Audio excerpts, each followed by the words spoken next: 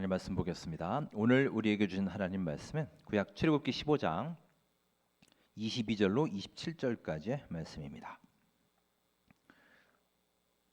구약 106면에 있습니다. 출애굽기 15장 22절로 27절까지의 말씀 함께 하겠습니다. 한 목소리로 합독하시겠습니다. 모세가 홍해에서 이스라엘을 인도하매 그들이 나와서 수르 광야로 들어가서 거기서 사흘 길을 걸었으나 물을 얻지 못하고 마라에 이르렀더니 그곳 물이 써서 마시지 못하겠으므로 그 이름을 마라라 하였더라.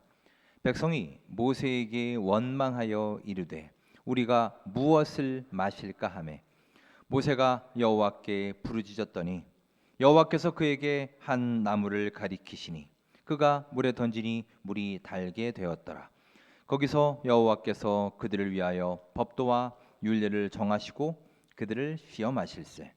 이르시되 너희가 너희 하나님 나 여호와의 말을 들어 순종하고 내가 보기에 의를 행하며 내 계명에 귀를 기울이며 내 모든 규례를 지키면 내가 애굽 사람에게 내린 모든 질병 중 하나도 너희에게 내리지 아니하리니 나는 너희를 치료하는 여호와임이라.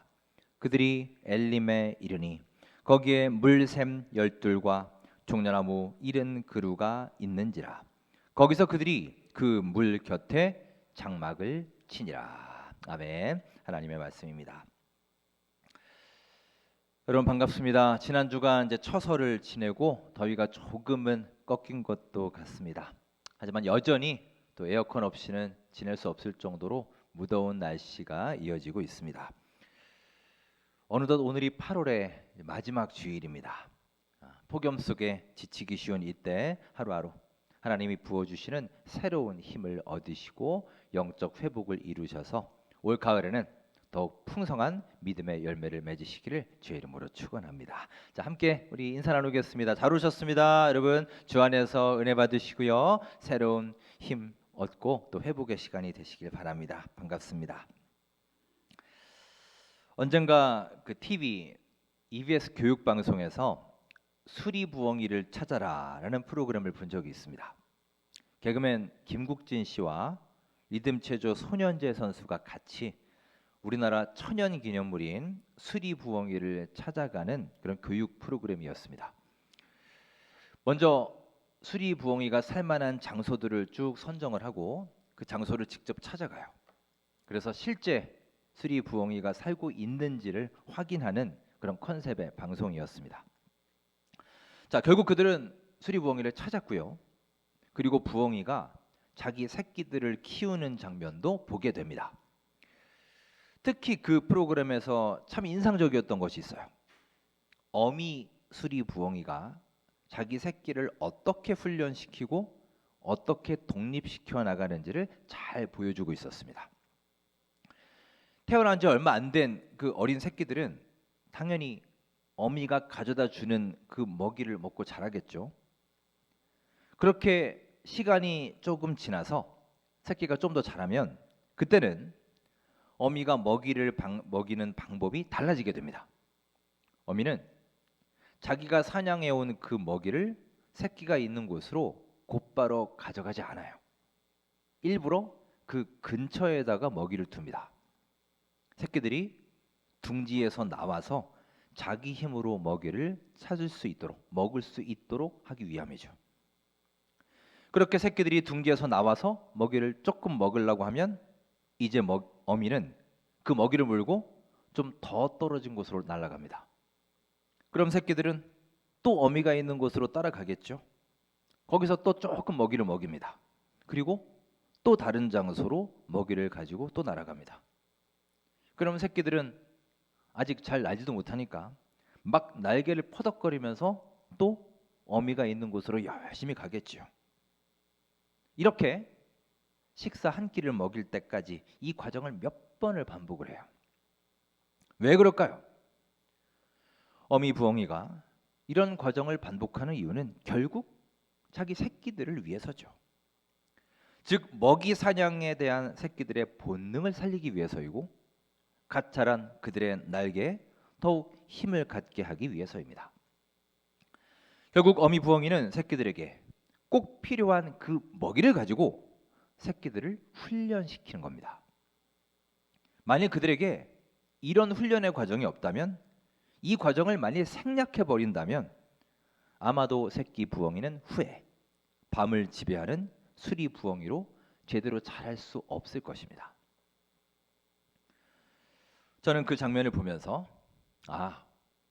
하나님이 우리를 훈련시키시는 방법도 이와 같겠구나라는 생각이 들었습니다. 자, 우리에게 꼭 필요한 것들이 있습니다. 우리의 삶에 필수적인 요소들, 능력들이 있습니다. 그러면 하나님은 우리가 그것을 스스로 잘 얻을 수 있도록 하는 방식으로 우리를 계속해서 매일매일 훈련시키신다는 것입니다.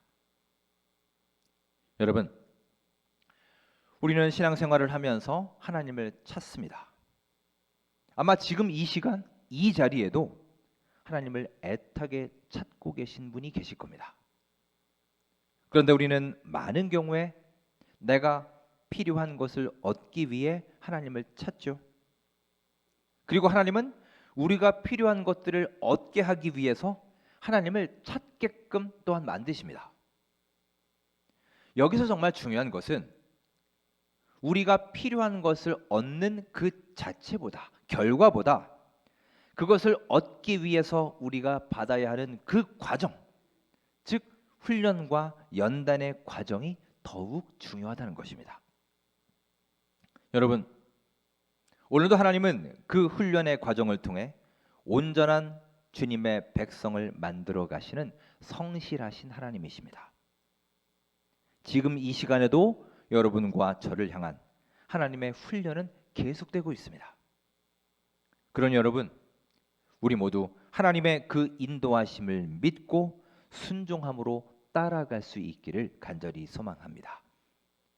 그 과정 속에서 어느 순간에 우리는 하나님이 원하시는 거룩한 자녀의 모습으로, 능력의 일꾼의 모습으로 성장해 있을 줄 믿습니다. 자, 그런 의미에서 본다면 이스라엘 백성들의 출애굽 사건 역시 하나님의 인도하심이고, 또한 당신의 사랑하는 자녀를 연단하고 훈련시키시는 귀한 하나의 과정이었다는 것을 깨닫게 됩니다. 자, 오늘은 출애굽 과정에서 만나게 되는 하나님의 인도하심과 훈련에 대해 함께 묵상하겠습니다. 이스라엘 백성들이 출애굽한 다음에 처음으로 만난 시련이 바로 홍해였습니다. 애굽을 떠나서 가나안으로 향하던 이스라엘 백성들은 홍해 앞에서 절체절명의 위기를 맞습니다. 뒤에는 애굽의 병사들이 자신들을 공격하러 다가옵니다. 쫓아옵니다. 앞에는 홍해라는 거대한 장애물이 가로막고 있습니다. 그야말로 앞으로도 뒤로도 가지 못하는 진퇴양난의 상황입니다. 백성들은 아무리 둘러봐도 방법이 없다 생각하고 좌절에 빠지게 됩니다. 하지만 하나님은 그때 모세를 통해서 홍해를 갈라주셨고 백성들이 그 홍해를 건너도록 인도하셨습니다. 홍해를 건넌 이 사건은 백성들에게 있어서 아주 특별한 의미를 갖는 사건입니다. 홍해를 건넜다는 것은요, 이제 그들이 더 이상 되돌아갈 곳이 없다라는 뜻이에요. 바다를 건너왔습니다. 그리고 바닷길은 이미 메워져 버렸습니다. 따라서 그들이 다시 애굽으로 돌아갈 길은 이제 없는 거예요. 따라서 여러분, 진정한 출애굽은 이 홍해를 건넌 후부터 시작되었다고 할 수 있습니다. 오늘 본문에 나오는 사건은 이 진정한 출애굽 이후에 만나는 첫 번째 사건이라 할 수 있습니다. 이 사건을 통해서 하나님은 이스라엘을 강하게 훈련시키십니다. 자, 본문 22절을 함께 읽으며 그 부분을 살펴볼까요? 자, 22절입니다. 모세가 홍해에서 이스라엘을 인도하매 그들이 나와서 수르 광야로 들어가서 거기서 사흘 길을 걸었으나 물을 얻지 못하고. 아멘. 자, 홍해 기적 사건 이후에 이스라엘 백성들은 그야말로 사기가 충천했을 것입니다. 자신감이 하늘을 찔렀을 거예요. 우리가 하질 못할 일이 없다라고 생각하지 않았겠어요? 그런데 그들은, 그 기세등등하던 그들은 얼마 지나지 않아서 혹독한 현실을 경험합니다. 22절 보시면 그들에게 큰 장애물이 다가옵니다. 어떤 장애물입니까? 사흘길을 걸었으나 물을 얻지 못했다는 거예요. 여러분, 우리 인간에게 물은 너무나 중요합니다. 저희 아이들도 물을 참 많이 먹어요. 특히 둘째 아이는 뭐 아시겠지만 워낙 땀을 많이 흘려서요, 물도 그만큼 많이 먹습니다. 어떨 때는 애들 데리고 식당 가면요, 그냥 물을 몇 병씩 갖다 먹어서 제가 좀 이렇게 민망할 때도 있습니다. 여러분도 아마 여름철에 물 생각이 많이 나실 겁니다. 우리 인간의 몸의 70%가 물로 되어 있죠. 그래서 우리는 물이 없으면 견딜 수 없고, 물은 우리에게 곧 생명입니다. 그런데 그들은 3일 동안 그 뜨거운 광야길을 걸으면서도 마실 물을 얻지 못했어요. 아마 출애굽 8때 가져온 물로 근근히 버티고 있었을 것입니다. 이제 거의 바닥나지 않았겠어요. 아마도 서서히 생명의 위협을 느끼고 있었을 것입니다. 그렇게 그들은 마라라는 곳에 이르게 됩니다. 그리고 거기서 마침내 물을 발견하게 됩니다. 순간 얼마나 감격스러웠을까요? 아마 그들은 모두 환호성을 지르고 서로 앞다투어 그 물을 향해 돌진했을 것입니다. 자, 그 상황을 볼까요? 23절 우리 함께 읽겠습니다. 마라에 이르렀더니 그곳 물이 써서 마시지 못하겠으므로 그 이름을 마라라 하였더라. 그런데 이게 어찌된 일일까요? 천신만고 끝에 발견한 그 마라의 물이 쓴 물이었습니다. 도저히 마실 수가 없는 물이었어요. 자, 그러자 그들의 분위기가 어땠을까요? 물을 발견하고서 드디어 물을 찾았다, 축제 분위기였던 그들이 일시에 분노와 허탈함으로 급변하게 됩니다. 자, 그들의 반응을 볼까요? 24절 함께 읽겠습니다. 백성이 모세에게 원망하여 이르되 우리가 무엇을 마실까 하며 그들이 일제히 모세를 원망했다는 거예요. 여러분, 이들의 반응은 참 놀랍습니다. 특히 그 시기적으로 볼 때 참 놀라워요. 우리 작심삼일이라는 말이 있죠. 어떤 일을 마음 먹어도 채 3일이 못 간다는 겁니다. 흐지부지 된다라는 뜻이에요. 그런데 언제부턴가 여러분, 이 교회 내에서도, 우리 믿음송 안에서도 이런 작심삼일 같은 현상이 나타나기 시작했습니다. 그래서 작심삼일이 아니라 은혜삼일이라는 말이 생겨났어요. 혹시 여러분 들어보셨나요? 무슨 뜻인지 아시겠죠? 우리가 하나님께 받은 은혜와 감격이 있는데 그때는 참 기쁘고 감사한데 그 은혜가 오래 갈 것 같지만 3일을 넘기지 못한다는 겁니다. 즉 은혜의 유효 기간이 3일이라는 거예요. 여러분 어떠십니까? 여러분의 은혜의 유효 기간은 얼마나 되세요? 오늘 말씀이 그것을 보여줍니다. 이스라엘 백성들이 홍해의 기적을 맛봤어요. 그 엄청난 기적을 경험했지만 그것이 3일밖에 되지 않았습니다. 그런 위대한 기적을 경험했음에도 그들은 언제 그러냐는 듯이 그 은혜와 감격을 싹 잊어버렸습니다. 여러분, 그들이 은혜를 잊어버렸다는 사실은요, 곧 하나님을 잊어버렸다라는 것을 뜻하는 거예요. 그래서 지금 백성들은 일제히 모세를 원망하고 있습니다. 모세에게 달려가서 어떻게 할 것인가? 우리 이제 뭘 마시란 말이야? 하고 따지고 있는 겁니다. 지금 백성들의 이런 원망은 매우 무서운 것이었습니다. 왜냐? 단순히 물이 없다, 이 환경에 대한 불평이 아니라 특정 대상에 대한 원망이기 때문이에요. 모세, 당신이 하자는 대로 우리가 했지 않느냐? 당신만 쫓아서 당신 말을 듣고 여기까지 왔는데 도대체 지금 결과가 이게 뭐냐? 특정인을 향한 극심한 분노와 불평과 원망을 다 쏟아붓고 있는 겁니다. 이게 전부 다 모세 당신 때문이라는 거예요. 여러분, 사람은 큰 어려움을 만나게 되면 어느 누군가에게 책임을 씌우고 원망을 하는 경향이 있습니다. 다 있어요, 우리에게. 그러면 내가 조금이나마 책임을 벗어나는 것 같고 마음의 위안을 얻을 수 있기 때문이죠. 우리 코로나 때도 그런 경험 자주 하지 않았습니까? 누군가 한 명 딱 좌표 찍어서 그 사람 때문에 이렇게 되었다. 뉴스에서도 자주 보도하고 우리도 자주 그러지 않았나요? 모든 책임을 다 떠넘기며 정죄하고 그러면서 자기들은 책임을 회피하고 위안을 얻는 거예요. 지금 이스라엘 백성들이 딱 그런 태도를 취하고 있습니다. 흔히 우리의 불평하는 모습을 보고 하나님의 섭리는 망원경으로 보고 내가 처한 어려움은 현미경으로 본다. 그러면서 불평한다라고들 합니다. 여러분, 우리의 모습이 그렇지 않나요? 우리가 하나님 나라를 향해 나아가며 각별히 주의해야 될 것이 있습니다. 그것은 바로 불신의 마음이에요. 여러분, 원망하는 것도 바로 이 불신으로부터 나오는 것입니다. 무엇보다 하나님이 지금 우리와 함께 계신다. 하나님이 나의 진정한 도움이 되실 것이다. 이 사실을 믿지 못하기에 우리의 입에서, 우리의 마음에서 자연스럽게 나오는 것이 바로 원망이에요. 여러분, 우리가 왜 원망을 조심해야 되느냐? 원망 속에는 이 불신이 숨어 있기 때문입니다. 자, 오늘 본문 25절 말씀을 함께 읽겠습니다. 25절입니다. 모세가 여호와께 부르짖었더니 여호와께서 그에게 한 나무를 가리키시니 그가 물에 던지니 물이 달게 되었더라.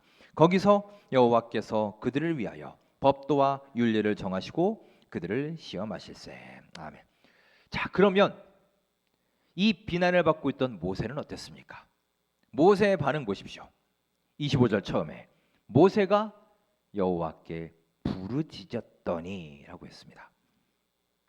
여호와께 부르짖었다라는 것은 하나님께 기도했다는 것입니다. 즉 이스라엘 백성들은 불평하고 원망했지만 모세는 하나님께 기도했음을 알 수 있습니다. 극명한 대조를 이룹니다. 똑같은 장소, 똑같은 상황에 처해 있었어요. 하지만 백성들은 불평을 했고 모세는 기도를 했습니다. 여러분, 우리의 이 기도라는 행위는요, 필수적으로 신뢰를 바탕으로 하는 거예요. 즉 하나님이 나의 인도자가 되시고 그분이 나의 모든 문제를 해결해 주실 것이다 라는 신뢰가 있을 때 우리가 진정한 기도를 드릴 수 있는 겁니다. 광야 위에서 찌는 듯한 더위에 마실 물조차 없는 이 극한의 상황이었습니다. 백성들과 모세는 똑같은 환경에 처해 있었습니다. 하지만 그들의 결정적인 차이는 바로 하나님에 대한 믿음의 여부였어요. 그리고 이것이 바로 원망과 기도라는 완전히 대조적인 모습으로 드러나게 되었음을 이 시간 기억하시기 바랍니다. 여러분, 조지 뮬러에 대해 들어보신 분들 많이 계실 겁니다. 5만 번 기도 응답받은 사람으로 유명하죠. 그에 대한 일화가 있습니다. 그는 고아들의 아버지이며 기도의 사람이었습니다. 그의 기도는 응답받는 기도였고 능력의 기도였습니다. 그런데 그는 놀랍게도 청년 시절에 불황자였고 한량처럼 지냈다고 합니다. 아버지께 늘 거짓말을 일삼았고 몰래 아버지 돈을 빼돌려서 유흥과 쾌락을 즐기곤 했습니다. 그래서 그는 실제 경찰서와 교도소를 자기 집 드나들듯이 그렇게 살았다고 합니다. 그런데 그런 그의 삶을 변화시킨 것은 바로 뮬러가 다니던 교회 목사님의 한마디 말 때문이었다고 합니다. 어느 날 그 목사님은 뮬러를 불러서 이렇게 말했습니다. 나쁜 버릇은 쉽게 바뀌지 않아. 하지만 하나님은 한 번 택하신 백성을 결코 버리지 않으신단다. 비록 우리에게 나쁜 습관이 있더라도 하나님은 절대로 우리를 버리지 않으신단다. 바로 이 말이 뮬러를 완전히 사로잡았고 그날 이후로 그는 하나님의 사람으로서 하나님을 위해 평생을 살게 되었다는 것입니다. 조지 뮬러가 그렇게 수많은 기도의 응답을 받을 수 있었던 이유는 바로 신뢰였습니다. 즉 하나님은 나를 절대로 버리지 않으신다. 나의 부족함에도 늘 하나님은 나를 지키시고 보호하신다. 내가 방탕한 삶을 그동안 살았어도 절대로 그분은 나를 버리지도 않으시고 떠나지도 않으실 것이다. 하나님에 대한 이 신뢰가 고난을 만날 때에도 그에게 기도하도록 했고요. 결국 엄청난 기도의 응답으로 나타나게 된 것입니다. 여러분, 이 시간 여러분께 묻겠습니다. 여러분은 하나님을 진정으로 신뢰하십니까? 어떠세요, 여러분? 다시 한번 묻겠습니다. 여러분 하나님을 진정으로 신뢰하십니까? 아멘. 말로만 그런 게 아니라 정말 내 마음속 중심으로 하나님을 신뢰하신다면요, 여러분 하나님 앞에 나아가 기도하시기 바랍니다. 유명한 이동원 목사님의 말씀 중에 제가 참 좋아하는 말씀이 있습니다. 자, 화면을 보시고 우리 같이 한번 읽어볼까요? 시작. 기도의 응답뿐 아니라 기도와 인내의 과정이 우리의 영혼과 삶을 강하게 하고 아름답게 만든다. 여러분, 우리가 하나님 앞에 나아가서 부르짖고 호소하고 때로는 눈물도 흘리고 주님의 응답을 기다리고 인내하는 이 모든 과정이 우리의 신앙을 성장시키는 밑거름이 된다는 거예요. 마치 처음에 얘기했던 그 수리부엉이 어미가 자신의 새끼를 훈련시키시는 것처럼 말이죠. 따라서 여러분, 우리는 우리 인생의 마라의 쓴물 앞에서도 하나님께 기도할 수 있어야 됩니다. 하나님이 우리에게 쓴물을 허락하시는 것은 우리로 하여금 하나님을 더 깊이 신뢰하라고, 하나님 앞으로 속히 나와 기도하라고 우리를 이끄시는 주님의 강력한 사인인 것입니다. 너는 더 많이 기도하라, 더 뜨겁게 기도해라, 더 간절히, 더 오래, 더 인내하며 더 참으며 기도해라는 뜻인 거예요. 지금도 혹시 삶의 커다란 시련에 직면해 있는 분이 계시지 않습니까? 나를 가로막고 있는 이 거대한 여리고성 앞에서도 그 성 너머에서 나를 지켜보고 계시고 그 성 또한 능히 무너뜨릴 수 있는 능력의 우리 하나님을 전적으로 신뢰하고 기도할 수 있는 겸손과 순종의 종들이 되시기를 주님의 이름으로 축원합니다. 자, 또 하나, 오늘 말씀이 우리에게 주는 아주 중요한 메시지가 있습니다. 이 마라의 기적은 백성들이 출애굽 이후에 만나는 첫 번째 훈련이자 첫 번째 기적이라고 했습니다. 자, 그런데 이 기적의 내용이 무엇입니까? 바로 물의 기적이죠. 물이 변화하는 기적이었어요. 쓴 물이 단물로 변하는 기적입니다. 우리는 예수님이 공생애를 시작하신 후에 이루신 첫 번째 기적을 잘 알고 있습니다. 자, 첫 번째 기적이 뭐죠?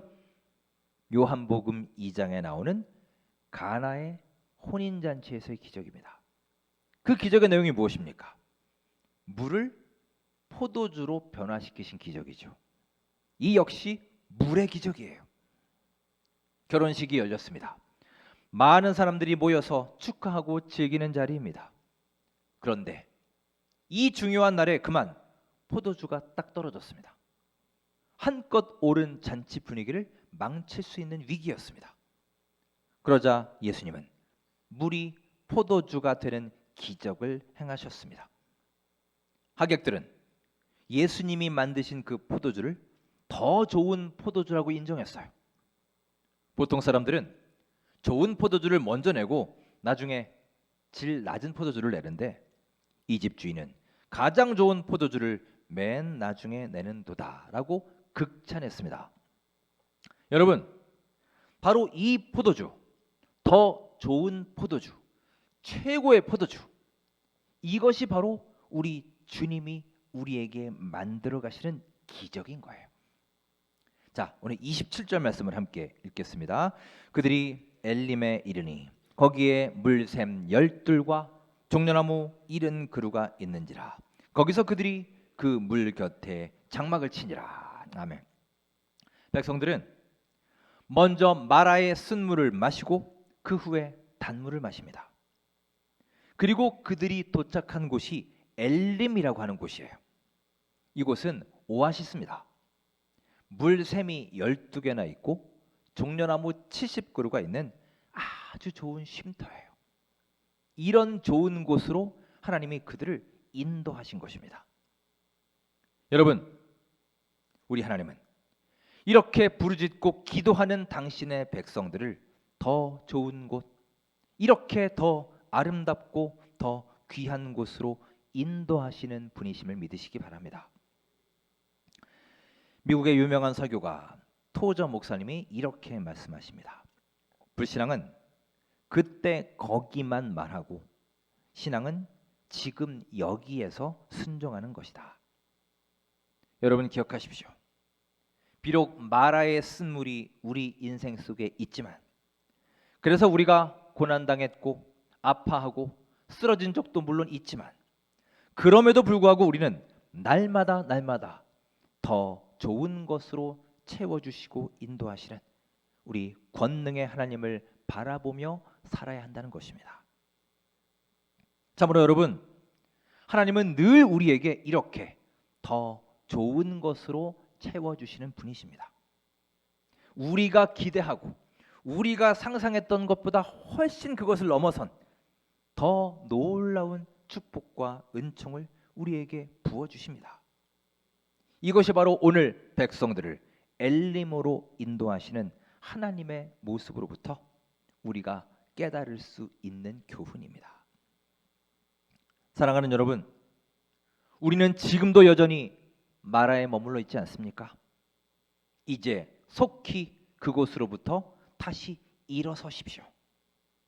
더 이상 과거에 그때 거기에서 나를 괴롭히던 마라의 쓴물이 내 안에 계속 영향을 미치지 못하도록 샘물과 종려나무가 가득한 오아시스로 인도하실 은혜의 주의 손을 꼭 붙잡고 주님께로 나아가시기를 간절히 소망합니다. 올 하반기에는 마라의 쓴물이 나를 위축시키고 쓰러뜨리는 게 아니라 우리를 훈련시키고 더욱 온전한 존재로 만드는 연단의 도구가 되어서 하루하루 우리 하나님을 더욱 기쁘시게 하고 더 큰 은혜로 채워주실 하나님께 감사하는 삶을 살아가는 귀한 주님의 아들, 딸 되시기를 주님의 이름으로 축원합니다.